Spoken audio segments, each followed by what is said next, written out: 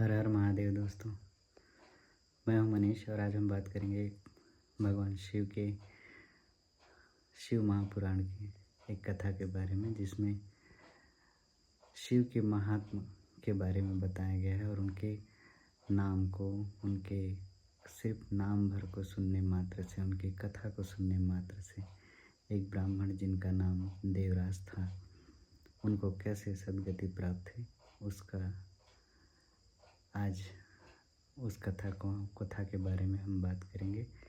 एक ऐसा ब्राह्मण प्राचीन काल में हुए जिनका नाम देवराज था और वो जिनकी कथा शिव महापुराण में भी वर्णित है।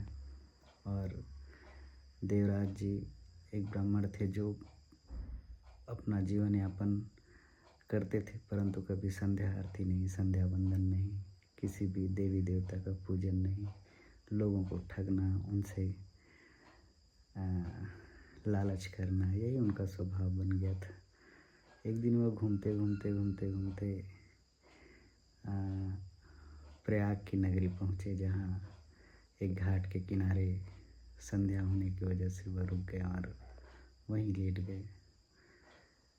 क्योंकि उम्र उनका बहुत ज़्यादा था और जब वो लेटे तो थकान के कारण और बहुत दिनों से घूमने के कारण उन्हें नींद के साथ साथ उन्हें ज्वर भी आ गया। ज्वर ऐसा आया कि वह बीमार पड़ गए और जब बीमार पड़े तो फिर वहाँ से वह कहीं आना जाना नहीं करते थे, उसी घाट पर रहते और वहीं अपना जीवन यापन कर रहे थे।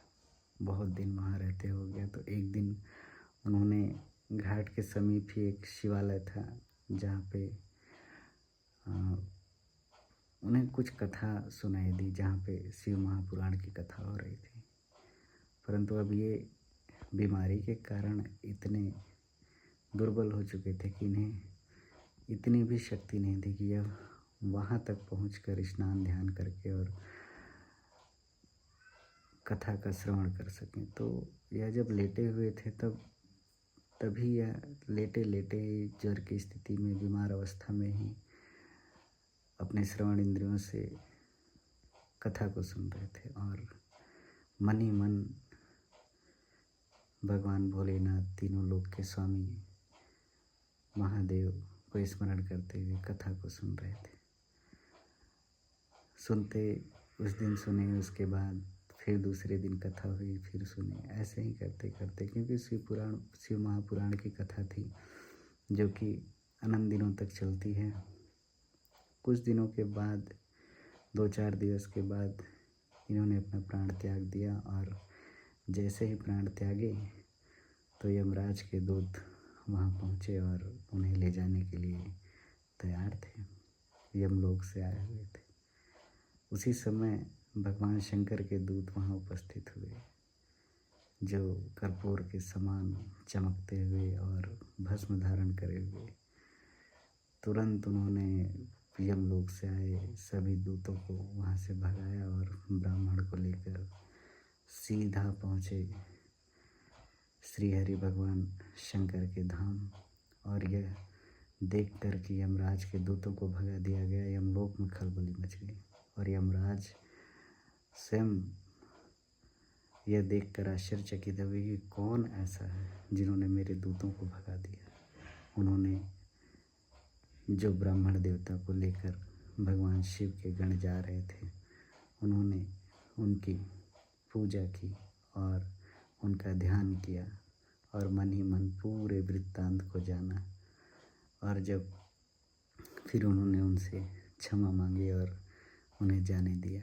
जब वह लेकर पहुँचे, शिव जी के पास लेकर गए ब्राह्मण यमराज को, तो उन्होंने उन्हें ले जाकर उनके चरणों में समर्पित कर दिया। और भगवान शिव ने सिर्फ उनके नाम को सुनने के कारण, सिर्फ उनके कथा को श्रवण मात्र करने से उन्हें शिवलोक की प्राप्ति हुई।